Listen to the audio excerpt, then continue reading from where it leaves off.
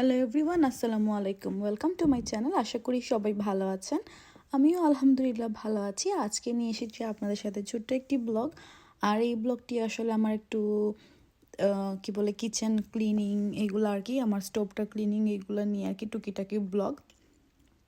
তো একটা দিন থাকে আসলে, ওই দিন সব কিছু ক্লিন করতে হয়। আর আমি একটু এরকমই, মানে একটা দিন থাকে যে কোনো দিন আমার মনে হয় যদি একটু ক্লিন করবো সব কিছু, তাহলে একসাথেই সব কিছু করে ফেলি। তো আমারও চুলার মধ্যে স্প্রে করে ফেলেছি।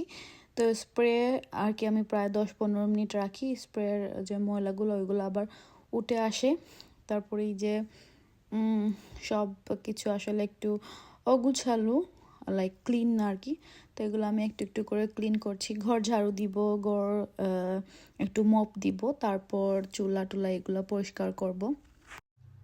তো আমি চুলার মধ্যে আসলে যখন স্প্রে করার পর 10-15 মিনিট বা থেকে বেশি সময় রাখার পর একটা স্ক্রাবার নিয়ে এরকম স্ক্রাব করে ফেলি। কারণ আমার চুলায় অনেক বেশি রান্না করা হয় আর কি, আমার চুলাটাও ইউজ হয় বেশি। তারপর ময়লাও হয় বেশি, একটু ক্লিন করতে হয় ভালো করে। আর প্রত্যেক সপ্তাহ প্রতি 2-3 দিন পর পরই আমার ক্লিন করতে হয় এরকম করে। কারণ বেশি রান্না হয় আমার, তো কিছু অর্ডার বা ডেলিভারি এগুলো থাকে, তখন আসলে রান্না করা হয়। তো আমি সব পার্টসগুলো খুলে খুলে আমি মানে ক্লিন করতেছিলাম। আমার আগের যে চুলা ছিল ওইটাতে আসলে এই পার্টসগুলো খোলা যেত না, আর পরে ওই পার্টসগুলোই নষ্ট হয়ে গেছিলো, এজন্য চেঞ্জ করতে হয়েছে। তো পরে আমরা এরকম দেখেই কিনছি নতুন যে মডেলের ওইটা। তো এইটা আলহামদুলিল্লাহ চুলা ভালোই চলতেছে। তারপর ওয়ারেন্টিও আছে, তো কোনো অসুবিধা নাই, কিছু হলে আমরা চেঞ্জও করতে পারবো।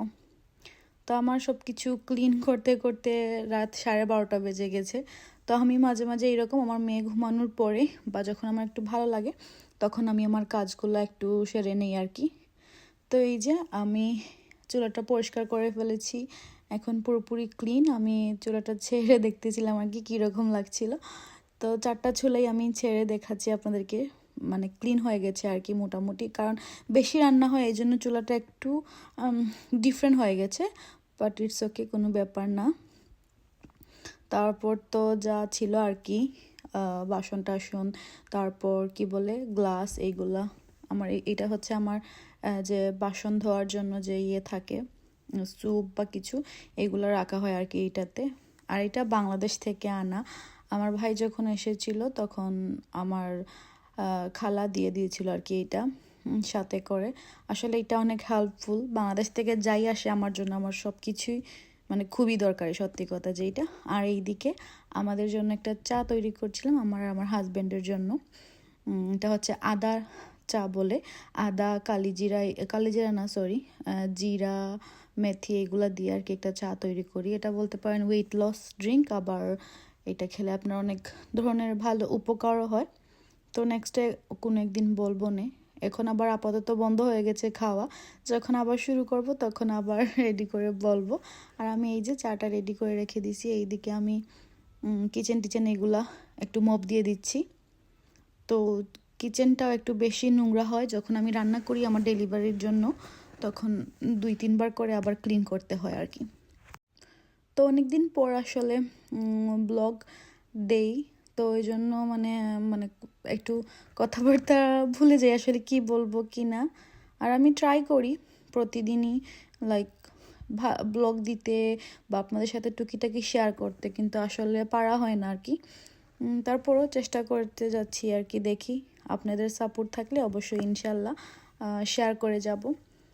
আর এইদিকে পরের দিন আমার যে অর্ডার বলছিলাম, কিছু অর্ডার ছিল, রান্না বান্না ছিল। তো এগুলো আমি রান্না করব। আই থিঙ্ক এটা অর্ডারের রান্নার না, মেবি আমি ভুলে গেছি। না আসলে এটা অর্ডারের রান্না না, এটা ঘরেরই টুকিটাকি রান্না, আমি ভুলেই গিয়েছিলাম। এটা অনেক দিন আগের ব্লগ। আর এইদিকে রসুন টসুন এগুলো ছিলে নিয়েছি, এইগুলা দিয়ে একটু ব্লেন্ড করে নিব। এই আমি ব্লেন্ড করে নিয়েছি আর কি। আর এইদিকে আমি রান্না করছি একটা মাছ, কি বলে এটাকে, পমফ্রেট মাছ আই থিঙ্ক, ওটার বাংলা নাম আমি জানি না কি। তো রূপচাঁদার মতো আর কি দেখতে, তো খেতে খুবই মজা লাগে। আর এদিকে 2টা পাঙ্গাস মাছের পিস আমার মেয়ের জন্য রান্না করছিলাম। আর এইদিকে হচ্ছে কেচকি মাছ আলু দিয়ে রান্না করেছি। এদিকে ডাল রান্না হয়েছে। আর কি, আর এই যে টক ছিল, টমেটোর টক আগের দিনের, ওইটা দিয়ে দিয়েছি। আর এইদিকে বিফ কারি রান্না হয়েছে। তো এইগুলো আর কি টুকিটাকি রান্না করতেছি।